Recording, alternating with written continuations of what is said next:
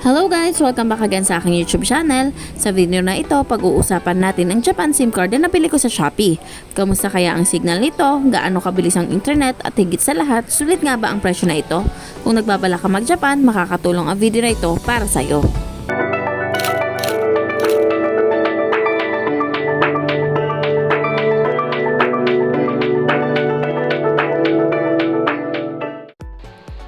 Hello guys! Welcome back again sa aking YouTube channel. Ngayon, ipapakita ko sa inyo yung pinagbilhan ko ng SIM card na ginamit ko sa Japan. So, open lang natin yung Shopee app. Then, pakikita natin itong binili kong SIM card. So, worth 1,696 siya. 5 days unlimited data. And then, binili ko siya kay iConnect 2PH.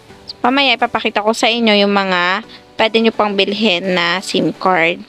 So, dito, may mga iba't iba tayong klase ng SIM card. Depende sa needs nyo. Pagka-click natin itong add to cart, makikita nyo, itong mga green guys, ito yung mga SIM card na for unlimited. So, may option kayo bilhin kung 3, 5, 7, or 8 days na gusto nyo unlimited data, no cap. Yan yung kailangan nyong bilhin or yan yung pwede nyong bilhin. Kung ang bibilhin nyo guys ay 8 days, mabibili nyo siya ng 1,637. So, ganun lang siya kamura. So, kung marami naman kayo magta-travel, worth it na itong 1,637. So, ang SIM card na to guys ay no registration, just plug and play, gagana na siya. If in case naman nasa rural areas kayo, medyo mahina yung signal niya, pero still working naman yung kanyang SIM card. Then, kapag gusto nyo naman na may cap yung data nyo at saka mas mura, meron tayong available na 1 gig lang. So, ang data cap niya for a day is 1 gig. Then, ito, pang 3 days siya, 348 pesos lang. Kung mga light used lang naman at isa nyo lang, kaya naman na itong 1 gig daily data. Then, ang option nyo dito ay 3, 5, 8 days, 10 days, tsaka 15 days. So, sa 15 days, makikita nyo dyan, 1,177 pesos lang yung amount niya. Compared to unlimited data na 1,637 for 8 days. Then, meron naman tayo kung gusto nyo taasan yung capacity ng inyong data for a day. Meron tayong 3 gig dito. Then, pang 5 days and 8 days. So, mura lang naman yung SIM card dito, tsaka ang rating ng shop na to ay 4.9. If in case naman na kulang pa rin yung 3 gig nyo, you can upgrade to into 5 gig. Ito yung mga options natin. Diba? Kitang-kita naman.